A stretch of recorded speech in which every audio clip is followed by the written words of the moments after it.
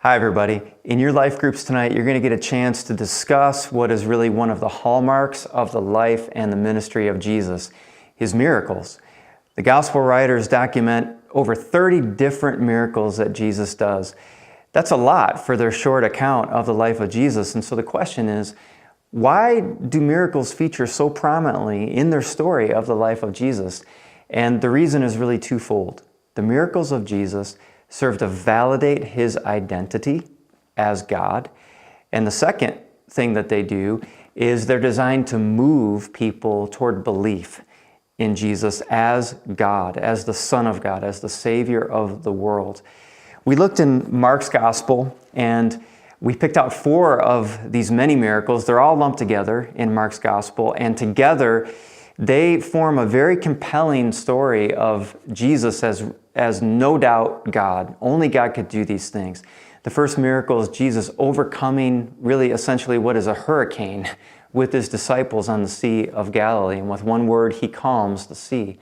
The second miracle was when he arrives at the other end of the sea, he's met by a man who is oppressed by evil and unclean spirits. And nobody has been able to help this guy for a long, long time.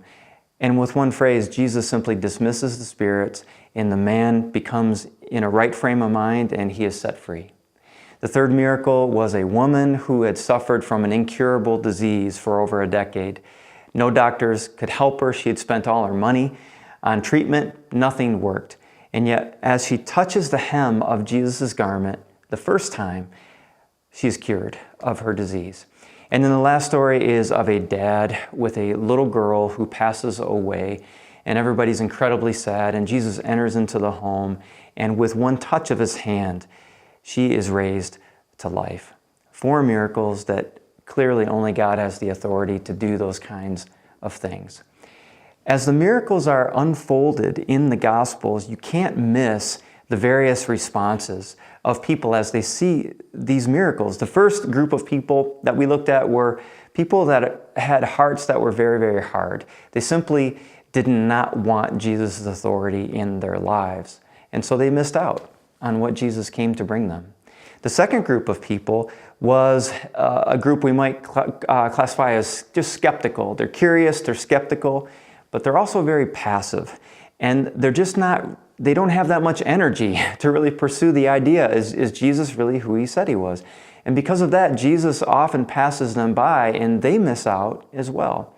And then the third group of people are the spiritually hungry, or as last week's message talked about, the poor in spirit.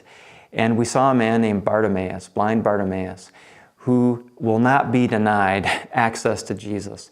And Jesus says, "What do you want me to do for you?" And Bartimaeus says, "I want to see." And Jesus heals him, restores his sight.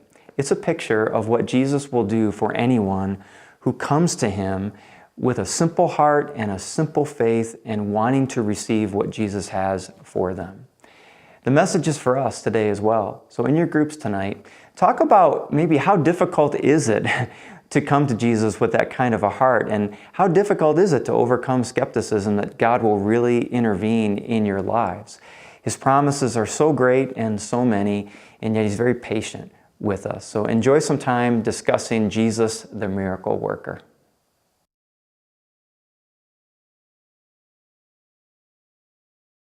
Hi everybody. As we now preview what's coming next week, we are in the week of Thanksgiving. And we're going to spend time in Luke chapter 17 with a very famous story. As Jesus is walking along, he is called out to by a very interesting group of people, 10 lepers. They're in dire need. They call out to Jesus. Jesus heals all of them. Only one of them comes back to give thanks. As you read the story in Luke chapter 17, verses 11 and following, some things you can look at and discuss is, imagine yourselves in the company of the 10. What would you be feeling? What might be your story? What might be your view of God? As you watch them interact with Jesus and you notice how Jesus heals them, what's going on with only one of them coming back to give thanks? Maybe discuss your own propensities when God works in your life and does something for you. Why is it that sometimes we're very slow to give thanks? And then in the end of the story, there is an amazing declaration by Jesus toward the one who comes back and gives thanks. Watch the interaction between this one and Jesus and take particular note of why Jesus says he has been healed in a much greater way than even physically. Enjoy your holiday.